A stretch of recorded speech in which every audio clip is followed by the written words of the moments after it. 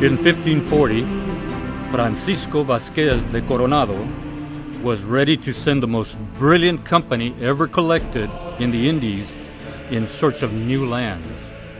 They assembled in Compostela in New Spain, as Mexico was called. There were 200 mounted caballeros, resplendent in their armor and coats of mail. There were 62 foot soldiers, nearly 1,000 friendly Indians, 5 friars with a host of assistants, a military guard, and their private servants. At least 1,500 horses, mules, and beef cattle were in that grandest ever parade for New Spain. It took over a full year in search of the famous 7 cities of gold, rumored to abound in the interior of the new continent.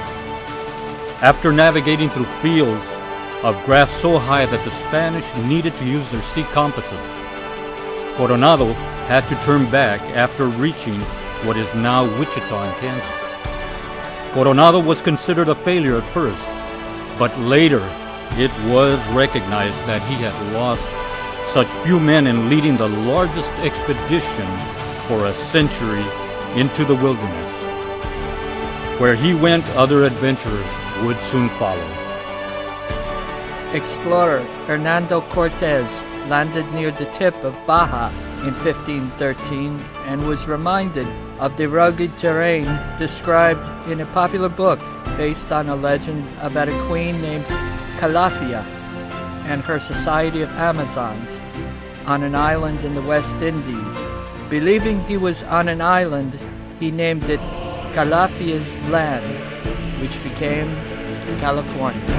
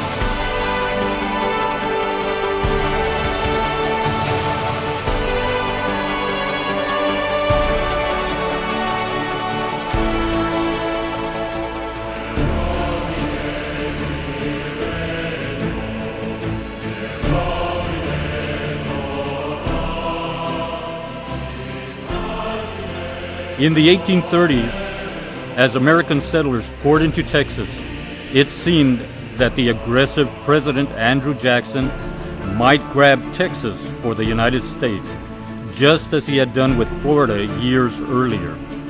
But Jackson was careful not to offend his southern neighbors, with European powers always cruising in the region. "I would gladly buy Texas, but not take it," Jackson was heard to say. Mexico would not forgive us for 100 years.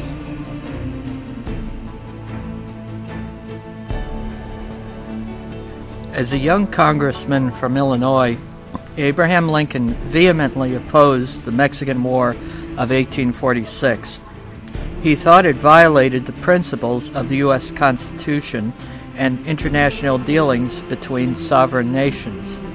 On January 12, 1848, he spoke for 45 minutes in Congress, saying that President Polk's justification for war is, from beginning to end, the sheerest deception. Let the president remember that he sits where Washington sits, and must be deeply conscious of being in the wrong. The blood of this war, like the blood of Abel, is crying out against him. Lincoln's speech testified to the complicated emotions that the U.S.-Mexican relationship has always evoked, in our day as in his. Later, during the U.S. Civil War, Lincoln let known his strong support for President Benito Juarez.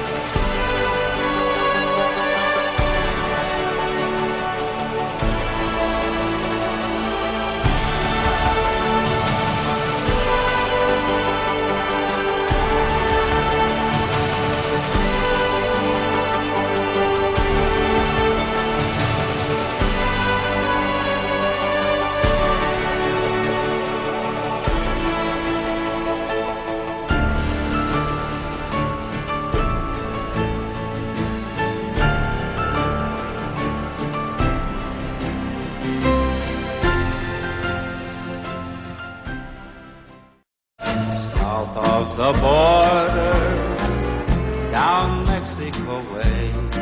Out of the night, when the full moon is bright, comes a horseman known as Zorro. This bold renegade carves a Z with his blade, a Z that stands for Zorro. Here's O. Henry's famous Robin Hood of the Old West, the Cisco Kid.